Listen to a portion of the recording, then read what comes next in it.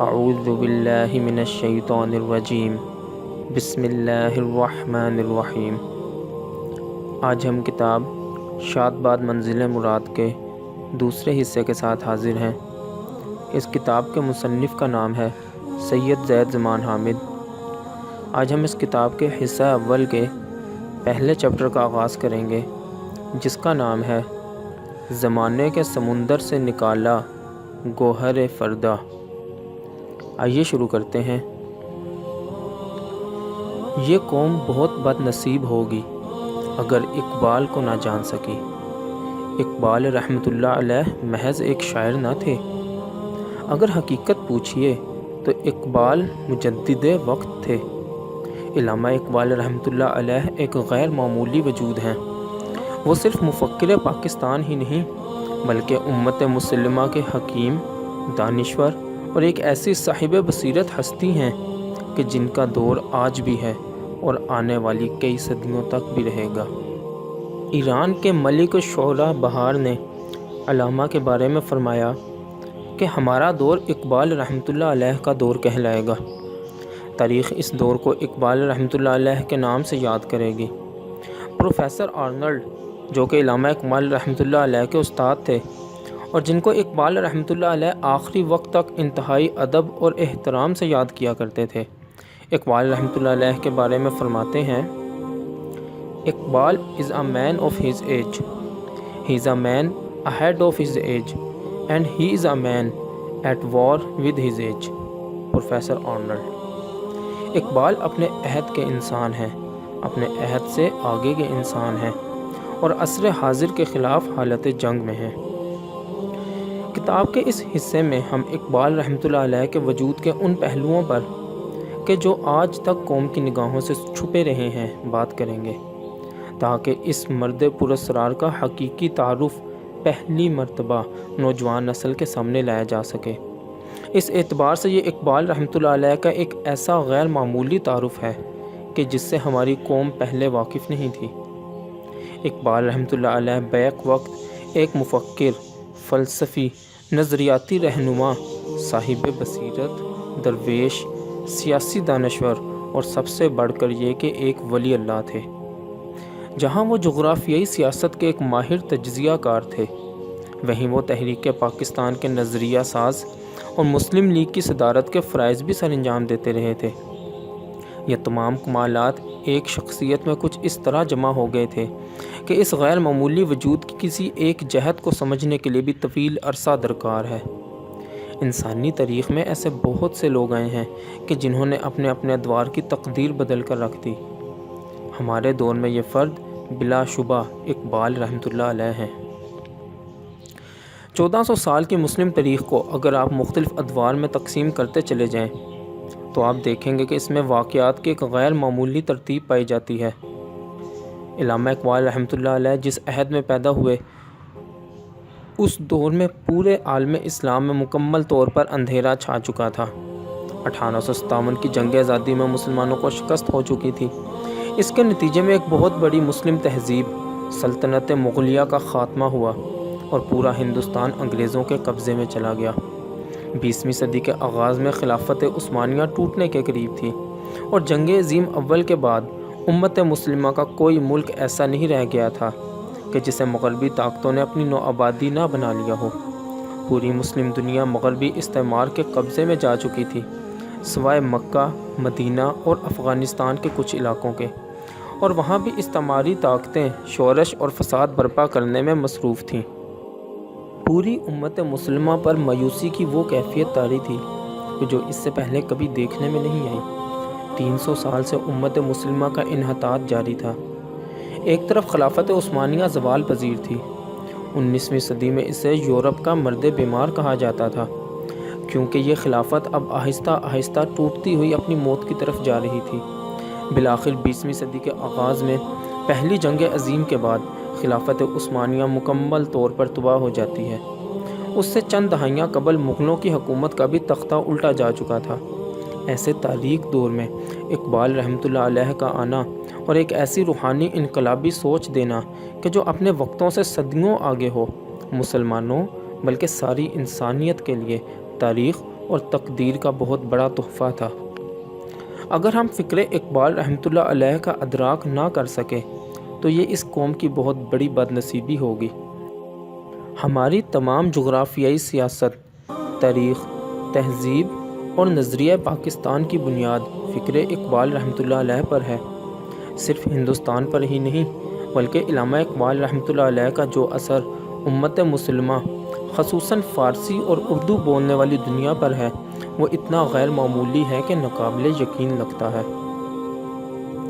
اقبال رحمۃ اللہ علیہ نے آج کے جدید دور کو جس طرح بے نقاب کیا ہے، اس سے پہلے مغرب یا مشرق میں کسی فلسفی، مفکر یا صاحب بصیرت شخص نے مغربی تہذیب، سیاست، اشتراکیت اور سرمایہ دارانہ نظام کو اس طرح بے نقاب نہیں کیا۔ اقبال رحمۃ اللہ علیہ نے نظریاتی طور پر جدید مغربی تہذیب کی دھجیاں اڑا کر رکھ دی۔ اقبال رحمۃ اللہ علیہ نے جدید بینکاری نظام، جدید سرمایہ دارانہ نظام کے جن کی بنیاد سود اور ربا پر ہے ان پر بھی کاری ضرب لگائی۔ اپنی شاعری میں صہیونیوں اور فتنہ گر ملاؤں کو بے نقاب کیا اور اشتراکی نظام کی تو جڑ ہی کاٹ ڈالی۔ اشتراکی نظام حکومت کس طریقے سے انسانوں کو غلام بناتا ہے اور یہ کس قدر خلاف فطرت ہے، اسے اقبال رحمۃ اللہ علیہ نے واضح کیا۔ اس کے مقابل انہوں نے یہ ثابت کیا کہ انسانیت کی فلاح صرف نظام شریعت میں ہے۔ انہوں نے اپنی تمام تر سوچ اور فکر کی بنیاد قرآن پاک پر رکھی، حضور صلی اللہ علیہ وآلہ وسلم سے تعلق اور محبت پہ رکھی۔ اقبال رحمۃ اللہ علیہ جیسے مفکر اور فلسفی کو دنیا کے لیے رد کرنا بھی آسان نہیں، کیونکہ اس مرد درویش کا ڈنکا مشرق و مغرب میں بجتا ہے۔ عالمی استعماری صہیونیوں کی ایک سوچ ہے۔ وہ کہتے ہیں کہ ہمیں کروڑوں کی آبادی اور لاکھوں کی فوج سے کوئی خطرہ نہیں ہے، لیکن ہمیں خطرہ ہے تو ایک ایسے مفکر اور دانشور سے کہ جو مردہ قوم میں زندگی کی نئی روح پھونک دے، لوگوں کو آزادی کی نئی سوچ و فکر دے اور ہمارے پورے نظام کو بے نقاب کر دے۔ ہم ایسے کسی شخص کو باقی نہیں رہنے دیں گے۔ علامہ رحمۃ اللہ علیہ بھی ایسی ہی ایک شخصیت ہیں کہ جو کفر کے پورے نظام کے لیے خطرہ ہوتی ہیں۔ آج کلام اقبال رحمۃ اللہ علیہ کو اور ان پر کام کرنے والے دانشوروں کو قصداً نظر انداز کیا جاتا ہے۔ اسلام کے بارے میں واضح طور پر اقبال رحمۃ اللہ علیہ خود اپنی شاعری میں کہتے ہیں کہ مغرب کے نظام کو یہ بات اچھی طرح معلوم ہے کہ آنے والے وقت میں ان کے سامنے جو نظام اور نظریہ آنکھوں میں آنکھیں ڈال کر کھڑا ہوگا وہ اسلام ہے۔ چونکہ اقبال رحمۃ اللہ علیہ نے اپنے تمام نظریات کی بنیاد قرآن اور اللہ کے رسول صلی اللہ علیہ وآلہ وسلم سے تعلق پر رکھی ہے، لہٰذا اقبال رحمۃ اللہ علیہ کو جان بوجھ کر نظر انداز کیا جاتا ہے۔ فکر اقبال رحمۃ اللہ علیہ کو کسی جگہ پر وان نہیں چڑھنے دیا جاتا۔ ان کی صرف وہ نظمیں کہ جو بے ضرر سی لگتی ہیں، مثلاً لب پہ آتی ہے دعا بن کے تمنا میری، یا پہاڑ اور گلہری اور جگنو اور بلبل وغیرہ تو بچوں کو پڑھائی جاتی ہیں، لیکن ان کی وہ شاعری، ان کے وہ پیغامات، ان کی کتاب Reconstruction of Religious Thoughts in Islam, ان کا وہ فلسفہ کہ جو دنیا میں انقلاب برپا کرتا ہے، اشتراکی اور سرمایہ دارانہ نظاموں کے خلاف اعلان جنگ کرتا ہے، جو مسلمانوں کو حوصلہ اور امید دیتا ہے، ان کو شاہین بناتا ہے، اپنے پیروں پر کھڑا کرتا ہے، انہیں خودی، خودداری، عزت اور وقار کا درس دیتا ہے، کو یوں غائب کر دیا گیا ہے جیسے وہ تھا ہی نہیں۔ یہی اس کتاب کے اہداف میں سے اولین ہے کہ ہم اقبال رحمۃ اللہ علیہ اور ان کے کلام کو پھر سے زندہ کریں اور اسے اپنی نوجوان نسل کے سامنے ایک عملی پیغام کے طور پر پیش کریں۔ مسلمان قوم کو یا ہمیں بحیثیت ایک ملک کے اگر اپنے پیروں پر کھڑا ہونا ہے، عزت و خودداری کا کوئی سبق سیکھنا ہے، تو اس کے لیے ہمارے اوپر لازم ہے کہ ہم علامہ اقبال رحمۃ اللہ علیہ کی طرف رجوع کریں۔ اگر آپ 1400 سال کی مسلم تاریخ کو اٹھا کر دیکھیں تو آپ کو اس میں 3 بڑے واضح ادوار نظر آتے ہیں۔ پہلا دور قرون اولیٰ کا ہے کہ جب حضور صلی اللہ علیہ وآلہ وسلم کے پردہ فرمانے کے بعد خلافت راشدہ قائم ہوتی ہے، جس میں مسلمان تہذیب پوری دنیا میں پھیلتی ہے۔ 50-60 سال کے اندر حال یہ تھا کہ چین سے لے کر مغربی افریقہ اور اسپین کے اندر تک مسلمان تہذیب 3 براعظموں میں داخل ہو چکی ہوتی ہے۔ اس کے بعد کی صدیوں میں بھی جو اسلامی سلطنت قائم ہوتی ہے، چاہے بنو امیہ کے دور میں ہو یا بنو عباس میں اندلس میں ہو یا ایشیا وسطی میں خلافت عثمانیہ میں ہو یا ہندوستان میں، اسلام ایک مضبوط تہذیب اور نظریے کے طور پر دنیا میں پھیلتا ہے۔ عسکری قوت کی بات کی جائے یا نظریاتی پختگی کی، ہر سطح پر مسلمانوں کا غلبہ واضح نظر آتا ہے۔ معیشت ہو، سائنس ہو، انجینئرنگ ہو، ریاضی ہو، تعمیرات ہوں، غرض یہ کہ جس مرضی شعبے میں آپ دیکھ لیجئے، اس وقت اسلامی تہذیب ہی دنیا کا مرکز تھی۔ پوری دنیا سے لوگ مسلمان علاقوں میں آتے تھے۔ قرطبہ، غرناطہ، بغداد، دمشق جیسے شہر تہذیب کے مراکز ہوا کرتے تھے۔ مسلمان تہذیب وسط ایشیا میں بخارا سے لے کر روس اور چین تک پھیل چکی تھی۔ یہ مسلمانوں کے عروج کا دور تھا۔ اس کے کئی سو سال کے بعد دوسرا دور وہ تھا کہ جب مسلم تہذیب پھیلنا بند ہو چکی تھی مگر اپنی جگہ مستحکم تھی، اور مغرب خود کو منظم کر کے مسلمانوں پر حملے کر رہا تھا۔ یہ صلیبی جنگوں کا دور تھا۔ صلیبی جنگیں بھی کئی سو سال چلیں کہ جن میں کبھی نور الدین زنگی رحمۃ اللہ علیہ اور کبھی سلطان صلاح الدین ایوبی رحمۃ اللہ علیہ جیسے مجاہدین پیدا ہوتے رہے کہ جن کی تلواریں امت مسلمہ کی آبرو کی حفاظت کرتی رہیں۔ اگر آپ نوٹ کریں تو یہ وہ دور تھا کہ جب مسلمان اپنی سرحدوں سے نکل کر دوسرے ممالک پر حملے نہیں کر رہے تھے، بلکہ دشمن ممالک کی جانب سے مسلمانوں پر حملے ہو رہے تھے، اور مسلمان صرف اپنے علاقوں میں دفاعی جنگیں لڑ رہے تھے۔ یہ وہ دور تھا کہ جب ہم اپنی عزت و آبرو کا دفاع اپنے گھروں میں رہتے ہوئے کر رہے تھے، اور جو تہذیب ہم نے پہلے اپنے عروج کے دور میں قائم کی تھی اس کی حفاظت کر رہے تھے۔ اس وقت مسلمانوں کو بہت نقصانات بھی ہوئے۔ مثلاً چنگیز خان اور اس کی قوم کے جو منگولیا سے اٹھی وہ پوری مسلم دنیا کو روندتی چلی گئی۔ بغداد کا نقصان اتنا شدید تھا کہ امت مسلمہ کی تاریخ میں کبھی اتنا شدید صدمہ مسلمانوں نے اس سے پہلے نہیں اٹھایا تھا۔ خلافت کا مرکز بغداد روند دیا گیا تھا۔ مسلمانوں کی خلافت کا دارالخلافہ تاخت و تاراج ہوا۔ خلیفہ کو قالین میں لپیٹ کر گھوڑوں کے نیچے روند دیا گیا۔ لاکھوں مسلمانوں کو قتل عام کے بعد دجلہ میں پھینک دیا گیا، اور مسلمانوں کی کتابیں، لائبریریاں اور تہذیب جلا کر راکھ کر دی گئی۔ اس کے باوجود مسلمان نظریاتی طور پر اتنے مضبوط تھے کہ جلد ہی اپنے پیروں پر اٹھ کھڑے ہو گئے، اور اس کے بعد خلافت عثمانیہ قائم کی اور پھر اپنے عروج پر جا پہنچے۔ تیسرا دور تقریباً آج سے 250 سال پہلے، خاص طور پر 1757 کی جنگ پلاسی کے بعد شروع ہوتا ہے کہ جب ایسٹ انڈیا کمپنی بنگال پر قبضہ کرتی ہے اور ہندوستان میں مسلمانوں کا زوال شروع ہوتا ہے۔ 1757 میں نواب سراج الدولہ کی شہادت ہوتی ہے۔ اس کے بعد 1799 میں ٹیپو سلطان رحمۃ اللہ علیہ شہید ہوتے ہیں۔ 1857 میں ہم جنگ آزادی ہارتے ہیں۔ یہی وہ دور ہے کہ جب خلافت عثمانیہ بھی اپنی جگہ پر کمزور ہو رہی ہوتی ہے۔ یہ تیسرا دور زوال کا دور ہے۔ یہ زوال کا دور 1924 تک چلتا ہے کہ جب خلافت عثمانیہ مکمل طور پر تباہ کر دی جاتی ہے۔ اسی دور میں اقبال رحمۃ اللہ علیہ پیدا ہوتے ہیں۔ اگر آپ مسلمانوں کی تاریخ اٹھا کر دیکھیں تو ان کے تینوں ادوار میں عہد حاضر سے زیادہ تاریک دور مسلمانوں پر کبھی نہیں آیا۔ پوری مسلم دنیا مغربی طاقتوں کی نو آبادیات میں تبدیل ہو گئی تھی، اور پہلی مرتبہ مسلمان سیاسی خلافت کے بغیر زندگی گزارنے پر مجبور کر دیے گئے۔ اقبال رحمۃ اللہ علیہ کے آنے کے بعد ایک نیا دور شروع ہوتا ہے کہ جو دوبارہ عروج اور نشاہ ثانیہ کا دور ہے۔ اس کو ہم آگے بیان کریں گے۔ مجدد الف ثانی رحمۃ اللہ علیہ، شاہ ولی اللہ رحمۃ اللہ علیہ اور اقبال رحمۃ اللہ علیہ تینوں بزرگ تاریخ ساز شخصیات ہیں۔ یہ تینوں وہ برگزیدہ ہستیاں ہیں کہ جنہوں نے اپنے اپنے وقت میں مسلمانوں کی تقدیر تبدیل کر دی۔ مجدد الف ثانی رحمۃ اللہ علیہ کا تو لقب ہی مجدد الف ثانی ہے کہ جس کا مطلب ہے کہ دوسرے 1000 سال کے مجدد۔ ان کے بعد شاہ ولی اللہ رحمۃ اللہ علیہ اور پھر علامہ اقبال رحمۃ اللہ علیہ، یہ تین بڑے معاشرتی مفکر، فلسفی، صوفی، ماہر عمرانیات، صاحب بصیرت اور ایسے روحانی وجود ہیں کہ جنہوں نے اپنے اپنے دور میں امت مسلمہ، خاص طور پر ہندوستان کے مسلمانوں کو سنبھالا دیا۔ تینوں کے ادوار مختلف ہیں۔ یہ مسلم تہذیب کے وہی تین ادوار ہیں کہ جن کا ہم ذکر کر چکے ہیں۔ مجدد الف ثانی رحمۃ اللہ علیہ اکبر بادشاہ کے زمانے میں تھے۔ یہ وہ دور تھا کہ جب مغل حکومت اپنے عروج کی طرف جا رہی تھی اور اکبر گمراہ ہونے لگا تھا۔ اس نے دین الہی کے نام سے ایک نئے مذہب کا اعلان کر دیا اور اسلام کے نام پر خرافات شروع کر دی تھیں۔ وہ اسلام کو ہندو مذہب کے ساتھ جوڑ کر ایک نیا دین ایجاد کرنے کی کوشش میں تھا۔ اکبر سے پہلے 800 سال سے مسلمان ہند پر حکومت کر رہے تھے۔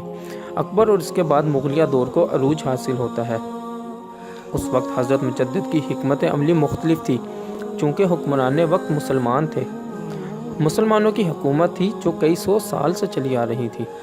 حکمران گمراہ ہو گیا تو مجدد الف ثانی رحمۃ اللہ علیہ نے ریاست کے خلاف بغاوت برپا کرنے کی بجائے آس پاس کے مسلمان حکمرانوں، جرنیلوں، وزراء، دانشوروں اور علماء وغیرہ پر کام کیا تاکہ بادشاہ کی گمراہی کے فتنوں کو روکا جا سکے۔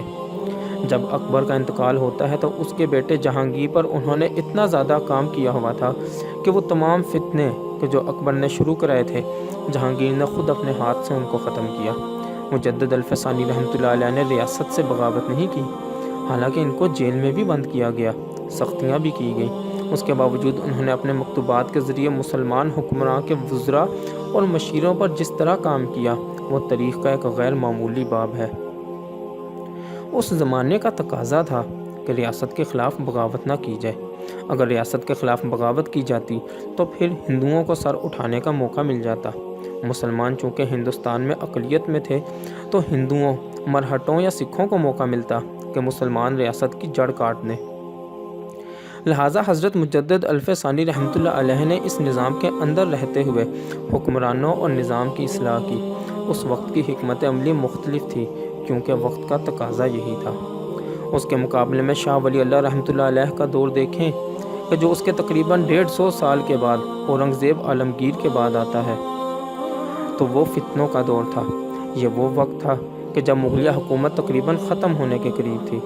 حال یہ تھا کہ دہلی کا مرکز مضبوط نہیں رہا تھا، مرہٹوں نے سر اٹھا لیا تھا اور وہ قتل و غارت کرتے ہوئے دہلی کے قریب آ پہنچے تھے۔ مرہٹہ ریاست جنوب میں تھی، لیکن شمالی ہندوستان میں بھی مسلمانوں کی جان، مال، عزت و آبرو اور سیاسی طاقت کچھ بھی محفوظ نہ رہ گیا تھا۔ اس دور میں شاہ ولی اللہ رحمۃ اللہ علیہ نے ایک طرف تو مسلمانوں کی تربیت کا آغاز کیا تو دوسری طرف ایک سیاسی صاحب بصیرت ہونے کے ناطے انہوں نے مسلمانوں کی ریاست کو بچانے اور مستحکم کرنے کی کوشش بھی کی۔ لیکن اقبال رحمۃ اللہ علیہ کا دور ان دونوں بزرگوں کے ادوار کے مقابلے میں مسلمانوں کے لیے دشوار گزار، تاریک تر اور کٹھن ترین تھا۔ اس سے پہلے کہ ہم اقبال رحمۃ اللہ علیہ کی طرف جائیں، تھوڑا سا دور اقبال رحمۃ اللہ علیہ پر بھی نگاہ ڈالتے ہیں۔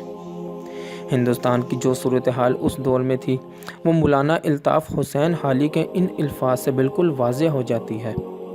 The Muslim nation is devastated. Those who were in power are now living in disgrace. Those who were leading an honorable life are in dust. Knowledge has vanquished and religion is there only in name. Everyone is crippled by the customs and rituals. Ignorance and blind following is paramount. The prosperous class that could help the nation is in oblivion. The ulama, who can play a greater role in reforming the nation, are ignorant of the needs and welfare of the nation. Altaf Hussain Hali. مسلمان تباہ و برباد ہو چکے ہیں، ان میں سے جو اقتدار اور اختیار رکھتے تھے رسوا ہو چکے، جو ایک باعزت زندگی گزار رہے تھے وہ اب ذلیل و خوار ہیں، علم اٹھ چکا ہے، مذہب صرف نام کو باقی رہ گیا ہے، لوگ رسوم و رواج کی بیڑیوں میں جکڑے ہوئے ہیں، جہالت اور اندھی تقلید طول و عرض میں پھیل چکی ہے، عمرہ کہ جن سے امیدیں وابستہ تھیں حالات کے ادراک سے قاصر ہیں، علماء کہ جو مذہب کے احیاء اور تجدید کے معاملے میں کوئی کردار ادا کر سکتے تھے قوم کی ضروریات اور فلاح سے قطعاً بیگانہ ہے۔ الطاف حسین حالی۔ حالی نے اپنی مسدس میں بھی اس صورتحال پر آنسو بہاتے ہوئے نہایت ہی دلگداز شعر کہے ہیں۔ پستی کا کوئی حد سے گزر نہ دیکھے، اسلام کا گر کر نہ ابھر نہ دیکھے۔ پستی کے اس دور میں مسلم دنیا میں دو بڑی تحریک بھی شروع ہوتی ہیں۔ ایک تحریک اعتدال پسندوں کی تھی جو یہ سمجھتے تھے کہ حالات اب بہت خراب ہو چکے ہیں، لہٰذا اب تصادم اور انقلاب کا راستہ ترک کر کے ہمیں انگریزوں کے ساتھ مصالحت سے چلنا چاہیے، مثلاً سر سید احمد خان اور دیگر ہم خیال۔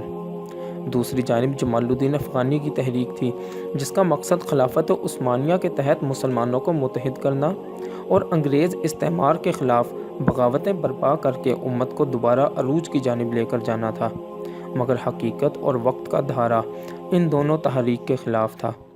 گو کہ سر سید نے مسلمانوں کی تعلیم پر کچھ کام کیا، مگر حقیقت یہ ہے کہ وہ بھی خطرات میں گھری مسلمان امت کو ذلت و پستی کی اتھاہ گہرائیوں سے نکالنے کا کوئی بھی پائیدار حل نہ دے سکے۔ دوسری جانب جمال الدین افغانی کی تحریک بھی اپنی موت آپ مر گئی کہ جب خلافت عثمانیہ اپنے ہی بوجھ تلے دب کر دم توڑ گئی۔ ان دونوں تحریک کے متوازی ایک تیسری اور منفرد سوچ بھی پیدا ہوئی کہ جس کی بنیاد اقبال رحمۃ اللہ علیہ نے رکھی۔ اقبال رحمۃ اللہ علیہ نے حالات کی نزاکت کو سمجھتے ہوئے حقیقت پسندی کی بنیاد پر نظریاتی اور روحانی بنیادوں کو از سر نو تعمیر کرنے کا ایک ایسا رومانوی تصور دیا کہ جو اس سے قبل امت مسلمہ کی تاریخ میں کسی صاحب نظر نے پیش نہیں کیا تھا۔ اقبال رحمۃ اللہ علیہ کے مطابق جب تک مسلمان اپنی اصل حقیقت یعنی حقیقت انسانیہ کو نہیں پہچانیں گے اس وقت تک کوئی بھی تدبیر، سیاست یا سائنسی ترقی مسلمانوں کی تقدیر تبدیل نہیں کر سکتی۔ اقبال رحمۃ اللہ علیہ نے اسی روحانی نظریے کو فلسفہ خودی کا نام دیا کہ جس سے امت مسلمہ اس سے پہلے ناآشنا تھی۔ یہ معرفت اور حقیقت کی معراج کے ساتھ جدید دنیاوی تقاضوں سے مطابقت رکھتا ہوا ایک ایسا انقلابی نظریہ تھا کہ جس کی بنیاد پر جنیدی اور اردشیری نے یکجا ہو کر امت مسلمہ کا احیاء کرنا تھا۔ یہ ایک ایسا حیرت انگیز تصور حیات تھا کہ جس کی زد میں ساری خدائی تھی۔ اس سے زیادہ مسحور کن، انقلابی، روحانی اور جدید نظریہ حیات انسانی تاریخ میں اس سے قبل کبھی پیش نہیں کیا گیا۔ اسی لیے اقبال رحمۃ اللہ علیہ کو مرد استقبال بھی کہتے ہیں کہ جو آنے والے دور کو بھی اپنی مٹھی میں مضبوطی سے تھامے ہوئے ہیں۔ مسلم دنیا اور خصوصاً ہند کی تاریخ اور سماجی حالات مختصراً بیان کرنے کا مقصد ہی یہ ہے کہ آپ اس ماحول سے کچھ حد تک آشنا ہو جائیں کہ جس میں اقبال رحمۃ اللہ علیہ تشریف لائے، کہ اس پس منظر کے بغیر نہ تو آپ اقبال رحمۃ اللہ علیہ کو جان سکتے ہیں اور نہ ہی ان کی بلند اقبالی کو۔ اقبال رحمۃ اللہ علیہ کی شخصیت کی تعمیر میں ان کے عہد کا بہت بڑا ہاتھ تھا۔ جس کرب سے اس دور میں انسانیت بالعموم اور امت مسلمہ بالخصوص گزر رہی تھی وہ اس آتش فشاں کی مانند تھا کہ جس کی حدت نے اقبال رحمۃ اللہ علیہ کے پورے وجود کو پگھلا کر کندن کر دیا۔ اس قیامت خیز عہد میں امت مرحوم کی اتنی بے بسی نے اقبال رحمۃ اللہ علیہ کے پورے وجود کو اس قدر احساس ضیاء میں مبتلا کر دیا کہ ان کی تمام تر حسیات لطافت کی آخری حدوں تک بیدار ہو گئیں۔ اب اقبال رحمۃ اللہ علیہ نہ صرف مادی دنیا کی بصارت رکھتے تھے بلکہ ان کی بصیرت باطنی دنیا کے پردوں کو بھی چیر کر ذات الہی کی رازدار بن چکی تھی۔ اگر ہم اقبال رحمۃ اللہ علیہ کے فکری ارتقاء کا جائزہ لیں تو ہمیں وہ اپنی نوجوانی کے دور ہی سے ایک علمی عبقری جینیس کے طور پر نظر آتے ہیں کہ جو مادی علوم میں بھی اتنی ہی مہارت رکھتے تھے جتنی روحانی اور ما بعد الطبیعاتی میٹا فزیکل میں۔ اقبال رحمۃ اللہ علیہ کے علوم اس قدر حیرت انگیز تضادات کا مجموعہ تھے کہ جس کی مثال نہ تو شرق و غرب میں کہیں ملتی ہے اور نہ ہی ان کے بعد آج تک کوئی ان کا ثانی پیدا ہو سکا ہے۔ فطرت کی طرف سے اقبال رحمۃ اللہ علیہ کو عطا کردہ کمال اس قدر آنکھوں کو خیرہ کر دینے والا تھا کہ ان کے ہم اثر دانشور بھی بے ساختہ ان کے آگے سر تسلیم خم کرتے تھے۔